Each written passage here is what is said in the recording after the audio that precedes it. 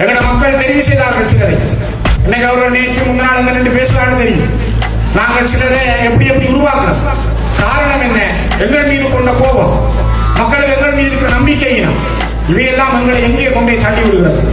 போராளிகளை வாருங்கள் என்று சொல்லுகிற பொழுது போராளிகளுடைய எண்ணங்களையும் அவருடைய லட்சியங்களையும் சரியாக புரிந்திருந்தால் போராளிகளிடமே பொறுப்புகளை கொடுப்போமே.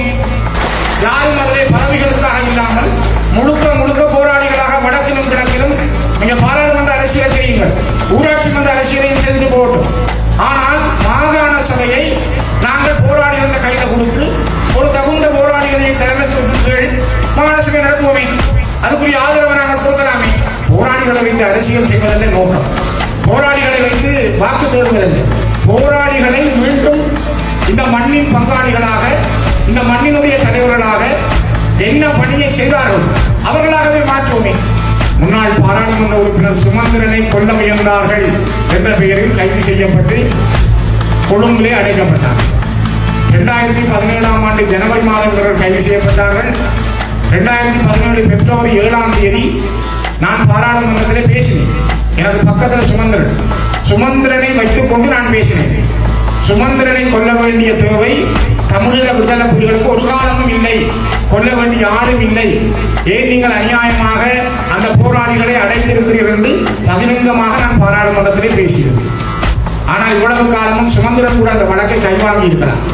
என்னை அவர்கள் கொல்ல வேண்டிய அவசியம் இல்லை, அந்த போராளிகளை விடுங்கள் என்று சுமந்திரன் சொல்லியிருக்கலாம். இதையும் காலம் புகழும். போராளிகளை கேட்கிறீர்கள், வாருங்கள் என்கிறீர்கள். இது தந்தை செல்வா உருவாக்கியது, இது அண்ணன் உருவாக்கிய கட்சி, அண்ணன் பணியிலே வாருங்கள் என்று கையை விரித்து கேட்பவர்கள் முதல்ல நாங்கள் என்ன செய்ய வேண்டும்? எங்களுக்காக ஜெயிலில் இருக்கிறவர்களை அந்த வழக்குகளை கைவாங்க வேண்டும். மட்டக்களப்பிலே உங்களுக்கு தெரியும், எந்த தமிழரசு கட்சிக்காக பாடுபட்டார்களோ, யாருக்காக நின்றார்களோ 50 பேருக்கு கொழும்பிலே ஆன்லைன் சேஃப்டி ஆக்ட் இருக்கிற வழக்கு போட்டதாரு எப்படி இன்னைக்கு 50 பேர் எங்கே இருக்கிறார்கள்?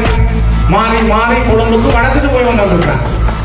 இதில் இத்தனை போராளிகள் மட்டக்களப்பில், திருவோணமலையில், அம்பாளையத்தில் போராளிகள். இவர்கள் இந்த 53 பேர் இருக்கிறார்கள். யோசித்து பாருங்கள். ஆகவே நாங்கள் எங்களுக்குள்ளேயே தவறுகளை வைத்துக் கொண்டு, எங்களுக்குள்ளேயே நாங்கள் அடுத்தவரை தீர்த்து கட்டும் நிலைமைகளை வைத்துக் கொண்டு இன விடுதலை, தேசிய விடுதலை என்று சொல்லுகிற பொழுது அது எங்களுக்கு தட்டித்தான் போகும். யாரோ ஒரு அந்த அறுவடையை எடுத்துக் கொள்கிறார். போராளிகள் நலன்புரி சங்கத்தினுடைய அருமையான விருது வழங்கும் நிகழ்வுகளின் தலைவர், சங்கத்தினுடைய தலைவர் மதிப்புக்குரிய ஈஸ்வரன் அண்ணன் அவர்களே, இந்த நிகழ்விலே கலந்து கொண்டிருக்கின்ற மதகுருமார்களே, வருகை தந்திருக்கின்ற ஜனாதிபதி சட்டத்தரணி அண்ணன் தவராஜா அவர்களே, கைபேசி குழுமத்தினுடைய தலைவர் மதிப்பார்ந்த பாஸ்கரன் அவர்களே, மூத்த போராளி தியாகராஜ அண்ணன் மற்றும் மூத்த போராளி கிராப்டரி நிறுவனத்தினுடைய ஸ்தாபகர் குயிலப்பன் அவர்களே, அன்புக்குரிய முன்னாள் மேயர் மணிவண்ணன், பேராசிரியர் கணேசலிங்கம் ஐயா மற்றும் இங்கே வருகை தந்திருக்கின்ற போராளிகள், சகோதர சகோதரிகள், அன்புக்குரிய உறவுகள், உங்கள் எல்லோருக்கும் என்னுடைய அன்பான வணக்கம். காலம் எவ்வளவு மாற்றமானது, காலம் எவ்வளவு வித்தியாசமானது, இயற்கை எவ்வளவு மாற்றங்களை தரும் என்பதை நான் இதிலிருந்து யோசித்தேன்.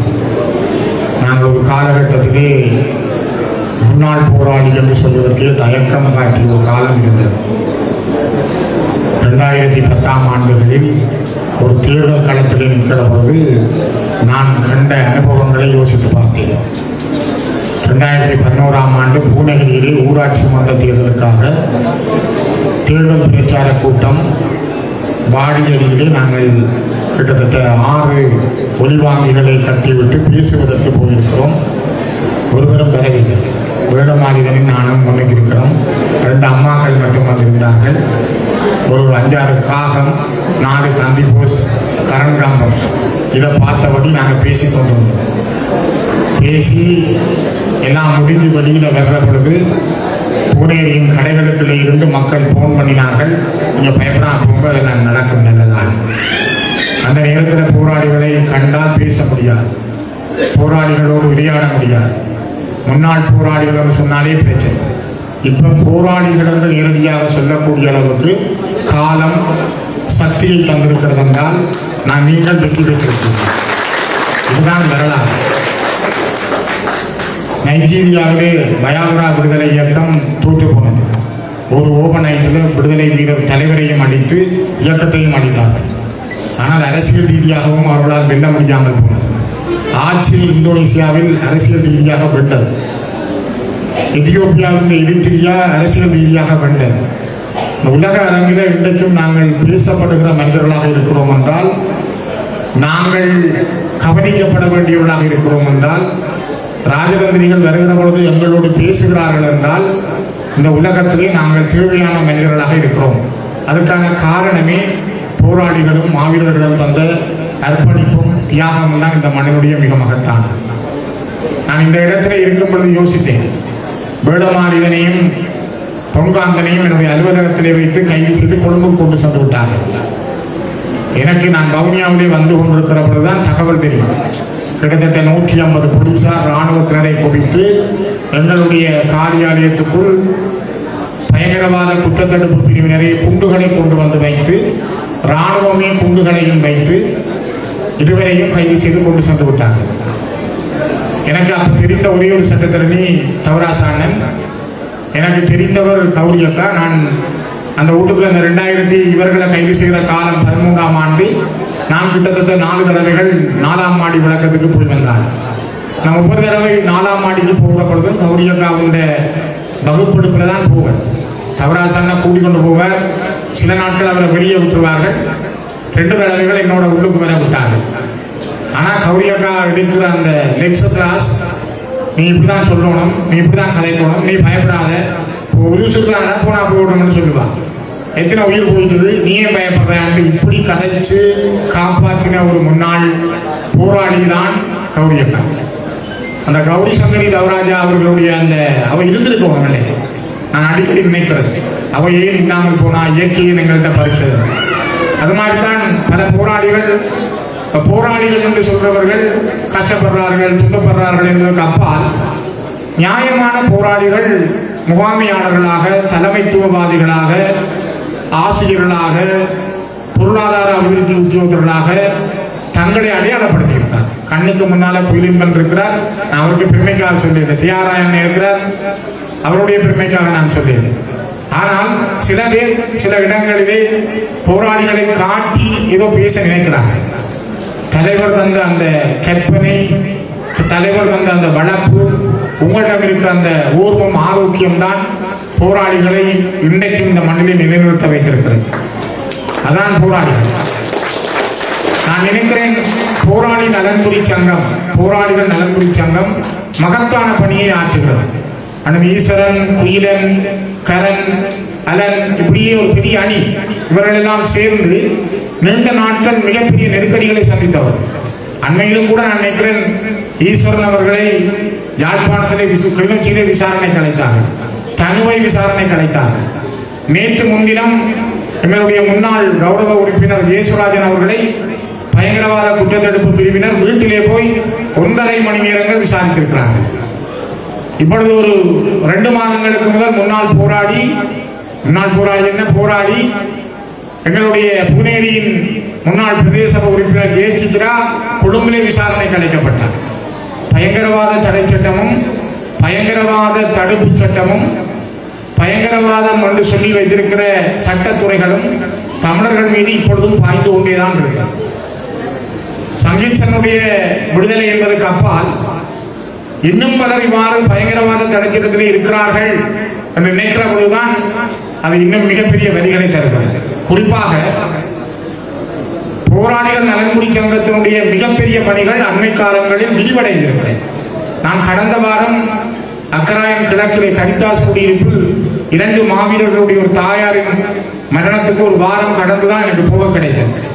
நான் போன பொழுது அந்த ஐயா சொன்னார், தம்பி எனக்கு குயிலன் கொண்டு 30,000 காசு வந்தவர், இன்னும் அவர் அடுத்த கட்டம் தார என்று சொன்னவர் என்று அந்த தந்தையார் சொன்னார்.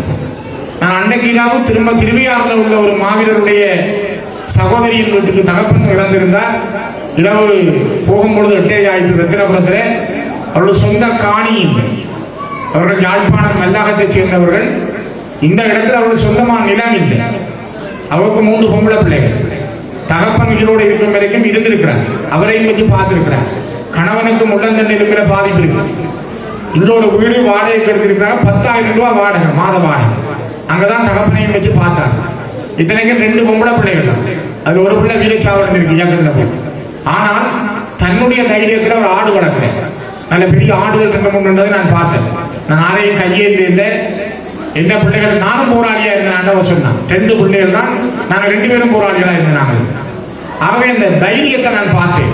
அவருடைய மனதில் இருந்த கெத்து, அவருடைய இருந்த அந்த மனப்பாங்கு மிகப்பெரிய அளவில் எனக்கு ஒரு பெரிய மகிழ்ச்சியை தந்தது. அங்கேயும் புயலன் வந்துட்டு போனவன் அவர் சொன்னான், தங்களுக்கு உதவி செய்தவர். இப்படி போராளிகள் நலன்புரி சங்கம் தன்னை விரிவுபடுத்தி இருக்கிறது. அவருடைய பணி மிக மகத்தான. பல இடங்களிலும் போராளிகளுடைய நலன்கள் சரி, போராளி குடும்பத்தை சார்ந்த மாவீரர்கள் பெற்றோர்களுடைய குடும்பங்களையும் அவர்கள் பணியாற்றுகிறார்கள், உதவுகிறார்கள். இந்த புலம்பெயர் நாடுகளில் இருக்கின்ற உறவுகளை நான் பகிரங்கமாக இந்த மேடையிலே வேண்டுகோள் விடுக்கிறேன். இந்த போராளிகள் நலன்புரி சங்கத்தால் போராளிகளின் குடும்பங்களை முன்னேற்றுவதற்கு, மாவீரர் குடும்பங்களுக்கான உதவிகளை செய்வதற்கு அந்த சேனலை, இந்த போராளிகள் நலன்புரி சங்கம் என்ற சேனலை நீங்கள் பயன்படுத்துங்கள். வெறுமனே நாங்கள் பேசுவதற்கு அப்பால் நாங்கள் சிலது செய்திருக்கிறோம் இல்லைன்னு நான் சொல்லவில்லை, ஆனால் நாங்கள் விளம்பரப்படுத்த இல்லை. இருந்தாலும் செய்ய வேண்டிய விஷயங்களை ஒரு சேனலுக்குள்ளால் போனால் அவர்கள் இப்பொழுது அதை வெளியிலே விடுறார்கள், காட்டுறார்கள். இன்னும் நேரத்துக்கு நாங்கள் செய்திருக்கிறோம். ஆகவே இது ஒரு மிக மகத்தான பணி. உங்களுடைய இந்த விருது வழங்கல் மட்டுமல்ல, விருதோடு சேர்ந்த விருதுகளை தாங்குகின்ற உங்கள் பயணம் தொடர வேண்டும். அண்மையிலே கூட 2017ஆம் ஆண்டு திருவியாரில் இருக்கிற காராள சிங்கம் குலேந்திரன் என்னோட வந்து அழுதார். 2017ஆம் ஆண்டு ஜனவரி மாதம் 13ஆம் தேதி அவரையும் அவரோடு சேர்ந்த அஜந்தன், தவவேந்தன் என்ற 4 பேர் பயங்கரவாத குற்றத்தடுப்பு பிரிவினரால் முன்னாள் பாராளுமன்ற உறுப்பினர் சுமந்திரனை கொல்ல முயன்றார்கள் என்ற பெயரில் கைது செய்யப்பட்டு கொழும்பிலே அடைக்கப்பட்டார். மேகசின் சிறையிலே 10 மாதங்கள் இருந்து திரும்ப அவர்கள் 2018ஆம் ஆண்டிலே 10 மாதங்கள் விடுதலை செய்யப்பட்டார். திரும்பவும் 2018ஆம் ஆண்டு கொழும்பு ஹைகோர்ட்டுக்கு விசாரணைக்காக வரவழைக்கப்பட்டார். அங்கே வைத்து கைது செய்யப்பட்டு தொடர்ந்து 4 ஆண்டுகள் சிறையிலே வைக்கப்பட்டார். 2017ஆம் ஆண்டு ஜனவரி மாதம் இவர்கள் கைது செய்யப்பட்டார்கள். 2017 பிப்ரவரி 7ஆம் தேதி நான் பாராளுமன்றத்திலே பேசினேன். எனக்கு பக்கத்தில் சுமந்திரனை வைத்துக் கொண்டு நான் பேசினேன். சுமந்திரனை கொல்ல வேண்டிய தேவை தமிழீழ விடுதலை புலிகளுக்கு ஒரு காலமும் இல்லை, கொல்ல வேண்டிய ஆளும் இல்லை. ஏன் நீங்கள் அநியாயமாக அந்த போராளிகளை அடைத்திருக்கிறீர்கள் என்று பகிரங்கமாக நான் பாராளுமன்றத்திலே பேசியிருந்தேன். ஆனால் இவ்வளவு காலமும் சுமந்திரன் கூட அந்த வழக்கை கைவாங்கி இருக்கலாம். என்னை அவர்கள் கொல்ல வேண்டிய அவசியம் இல்லை, அந்த போராளிகளை விடுங்கள் என்று சுமந்திரன் சொல்லியிருக்கலாம். இனியும் காலம் போகவில்லை. 2022ஆம் ஆண்டு 4 வருடங்களுக்கு பிறகுதான் அவர்கள் சிறையிலிருந்து மீண்டும் வந்தார்கள். வந்த பிறகும் 21 தடவைகள் இதுவரை கொழும்பு ஹைகோர்ட்டுக்கு போய் வந்திருக்கிறார்கள். ஒருவர் கொழும்பு ஹைகோர்ட்டுக்கு போறா, அவர் போய் நின்று சாப்பிட்டு அடுத்த நாள் வாரத்துக்கு வழக்குக்கு போறதுக்கு அவருக்கு எவ்வளவு காசு முடியும் என்று யோசிப்பாங்க. 21 தடவைகள் இந்த 4 போராளிகளும் போயிருக்கிறார்கள். நான் யார் மீதும் குற்றம் சொல்வதற்காக சொல்லவில்லை. போராளிகளை கேட்கிறீர்கள், வாருங்கள் என்கிறீர்கள். இது தந்தை செல்வா உருவாக்கியது, இது அண்ணன் உருவாக்கிய கட்சி, அண்ணன் பணியிலே வாருங்கள் என்று கையை விரித்து கேட்பவர்கள் முதல்ல நாங்கள் என்ன செய்ய வேண்டும்? எங்களுக்காக ஜெயிலில் இருக்கிறவர்களை அந்த வழக்குகளை கைவாங்க வேண்டும். மட்டக்களப்பிலே உங்களுக்கு தெரியும், எந்த தமிழரசு கட்சிக்காக பாடுபட்டார்களோ, யாருக்காக நின்றார்களோ 50 பேருக்கு கொழும்பிலே ஒன்லைன் சேஃப்டி ஆக்ட் இருக்கிற வழக்கு போட்டதாரு எங்களே. இன்னைக்கு 50 பேர் எங்கே இருக்கிறார்கள்? மாறி மாறி கொழும்புக்கு வழக்குக்கு போய் வந்துருக்கிறாங்க. இதை இத்தனை போராளிகள் மட்டக்களப்பில், திருவோணமலையில, அம்பாலயத்தில் போராளிகள். இவர்கள் இந்த 53 பேர் இருக்கிறார்கள். யோசித்து பாருங்கள். ஆகவே நாங்கள் எங்களுக்குள்ளேயே தவறுகளை வைத்துக் கொண்டு, எங்களுக்குள்ளேயே நாங்கள் அடுத்தவரை தீர்த்து கட்டும் நிலைமைகளில் வைத்துக் கொண்டு இன விடுதலை, தேசிய விடுதலை என்று சொல்லுகிற பொழுது அது எங்கிட்ட தட்டித்தான் போகும். யாரோ ஒருவர் அந்த அறுவடையை எடுத்துக் கொள்கிறார், யாரோ நாங்கள் கிரெடிட் எடுக்கிறோம் நினைத்துக் கொண்டு அடுத்தவனிடம் நாங்கள் அந்த கிரெடிட்டை கொடுக்குறோம். எங்களை விட்டு மக்கள் தள்ளி போவதற்கும் மணிவண்ணன் அவர்கள் உணர்ச்சிகரமாக சொன்னார், நாங்கள் ஒற்றுமை இல்லை, பிரிஞ்சு நிற்கிறோம். நாங்கள் உண்மைதான். ஆனால் எங்கள்கிட்ட இருக்கிற காரணம் என்ன? நாங்கள் செய்ய வேண்டிய சில பணிகளை, நாங்கள் சொல்ல வேண்டிய பணிகளை சொல்ல முடியாமல் தயங்குவதனுடைய காரணம் என்ன? ஆகவேதான் அன்புக்குரிய போராளிகளுடைய குடும்பத்தைச் சேர்ந்த உறவுகள் சிந்தியுங்கள். காலம் எந்த ஒவ்வொரு வழக்குகளை, இப்பொழுது நாங்கள் அதை பேசுகின்ற விடயத்தை, சங்கீத்சன் கோயில்ல பாடினது பிரச்சனை இல்லை. சங்கீத்சன் எங்க போட்டார்? பேஸ்புக்லையும் வாட்ஸ்அப் குரூப்லையும் போட்டாதான் பயங்கரவாத அழைச்சிடும். அப்ப ஆன்லைன் சேஃப்டி ஆக்டும் பயங்கரவாத அழைச்சிடமும் சேர்ந்தால் என்ன நடக்க போது? அடுத்த கட்டம் என்ன தவறான நான் சொல்றது சரிதான். அப்ப இத போட்டு காட்டுறாரு, இந்த வழக்குகளை போட்டு காட்டி எங்களுடைய ஆக்களை கைது செய்து உள்ளுக்கு போட்டு முதலே இலங்கையில் சட்டத்தை அறிமுகம் செய்கிறவராரு நாங்கள். ஆகவேதான் வரலாறு எங்களை பார்த்து பேசுமே தவிர வரலாற்றை நாங்கள் திரும்பி போவதற்கான ஒரு காலத்தை உருவாக்க போராளிகள் நலன்புரி சங்கம் புதிய பாதைகளை அமையுங்கள். உங்களுடைய பயணம் மிகவும் பெருமதியானது, உங்களுடைய பயணம் மிகவும் அற்புதமானது. பல பேர் இப்பொழுதும் பலரை வித்தியாசமாக விமர்சிக்கலாம். ஆனால் காலமும் சூழலும், நான் இவ்வளவு காலம் இந்த விடயங்களை சொல்லவும் இல்லை, ஆனால் இன்னும் பல சொல்ல வேண்டிய விடயங்கள் உண்டு. ஆனாலும் கூட எங்களோட மக்கள் தெரிவு செய்தார்கள் சிலரை. இன்னைக்கு அவர்கள் நேற்று முன்னாள் அங்க நின்று பேசுறான்னு தெரியும். நாங்கள் சிலரை எப்படி எப்படி உருவாக்குறோம். காரணம் என்ன? எங்கள் மீது கொண்ட கோபம், மக்களுக்கு எங்கள் மீது இருக்கிற நம்பிக்கையினம், இவையெல்லாம் எங்களை எங்கே கொண்டே தள்ளி விடுகிறது. ஒரு காலத்திலே போராளிகள் கூட்டம் வைத்தால் நாங்கள் முன்னுக்கு போயிருந்த அந்த கருத்துக்களை கேட்ட காலம் இருக்கிறது. ஜோகி என்ன பேசிக் கொண்டிருந்தால் அப்படி யோகி என்ன கண்ணாடியை தட்டி தட்டி விட்டு பேசுற பொழுது அதை கேட்ட 87ஆம் ஆண்டு செந்திரேசா மகள் கல்லூரியில் அவருடைய பேச்சை கேட்கறதுக்கு நின்று கொண்டிருந்த கோடிக்கணக்கான சனங்களை, லட்சக்கணக்கான சனங்களை நான் பார்த்தேன். திடீவென வந்து நின்று பேசினார். பேசுகிற பொழுது பேச்சுக்கள் இருக்கிற வெள்ளமே, ஒவ்வொரு இடங்களையும் பாலகுமார் என்ன பேசுற பொழுது அவர் என்ன வார்த்தைகளை சொன்னார், ஒவ்வொன்றுக்கு பின்னாலே இருந்த சங்கதிகள், செய்திகள். இன்றைக்கு போராளிகளை எழுதி வச்சுட்டு போராளிகளுக்கு யாரோ வகுப்படுகிறார். போராளிகளை வாருங்கள் என்று சொல்லுகிற பொழுது போராளிகளுடைய எண்ணங்களையும் அவருடைய லட்சியங்களையும் சரியாக புரிந்திருந்தால் போராளிகளிடமே பொறுப்புகளை கொடுப்போமே. வடக்கு மாகாண சபையை போராளிகளிடம் கொடுப்போமே. எல்லா கட்சிகளுமாக இணைந்து போராளிகள் வடக்கு மாகாண சபையை நடத்தட்டும். நானும் அதுக்காக முன்னுக்கு உழைக்க தயாராக இருக்கிறேன். நான் தாராளமாக கேட்கிறேன்.